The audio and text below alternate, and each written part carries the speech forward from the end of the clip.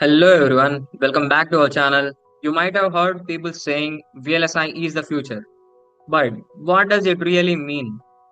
Don't worry, I'll explain everything in a simple and fun way. Let's start this journey into the world of chip design. What is VLSI? It stands for Very Large Scale Integration. It's all about fitting millions, sometimes billions of tiny switches called transistors into one small chip. These chips power your phone, laptop, car, almost everything. You can think of it like building a whole city inside a tiny chip. That's the magic of VLSI. Let's go back in time for a moment.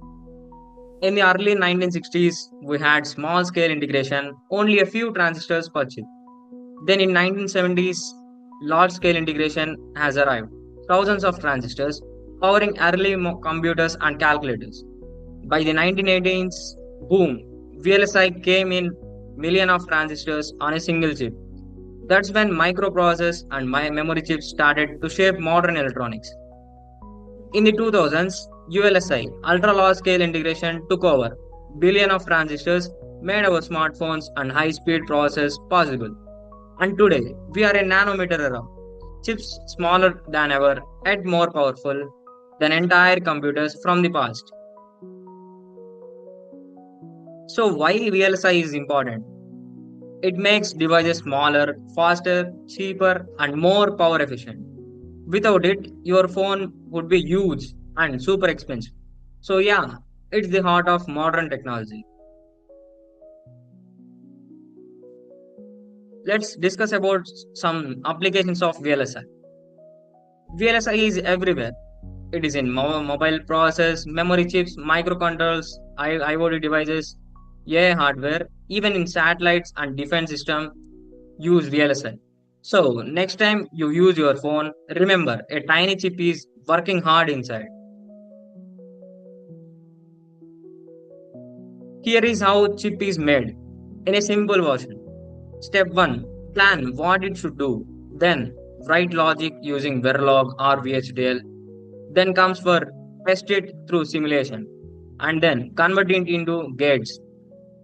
Later you design the layout, manufacture the chip, finally test and pack it. It's like baking a cake, plan, mix, bake, decorate, and done. VLSI has two sides. One side is front end and then back end. Front end, it deals with their code and it simulates. Whether it comes to back end, we design the chip, layout, etc. You might have asked which one is better. Honestly, both are awesome. If you like logic, go for front end. If you love design and visuals, go for back end. Here are some tools used by engineers. Cadence, it's for analog and design layout. Synopsis, it's for synthesis. Model Sim or Vivado, it is used for simulations. Mentor Graphics, it is used for verification. Don't worry. If this sounds new, you will learn them step by step. You may think, what about career opportunities? VLSI offers amazing careers. You can become an RTL design engineer, verification engineer, physical design engineer, or FPGA or DFT engineer. And top companies like Intel, AMD, Nvidia, Samsung, and Qualcomm are always hiring. Imagine designing the next chip for iPhone or Tesla. How cool is that? Worried about where to start? Don't be. Here is why you need to learn some basics of retail electronics, learn Verilog or VHDL, understand semiconductors, practice EDA tools, be good at problem solving, and remember, our community is here to guide you step by step. Why VLSI? Because it's fast, small, low power, effective, and super reliable. In short, it makes better chips, better world. The future looks like incredible. We are moving toward AML chips, quantum and neuromorphic computing, 3D ICs and chiplets, and more in IT and IoT, automotive tech, etc. If you start learning, you will be a part of future itself. Let's have a quick recap.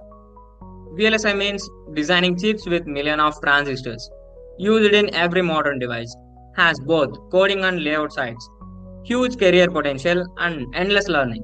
So remember, small chips, big impact. Thank you so much for watching. If this session got you too curious, don't stop here. Join our VLSI community, link is in the description.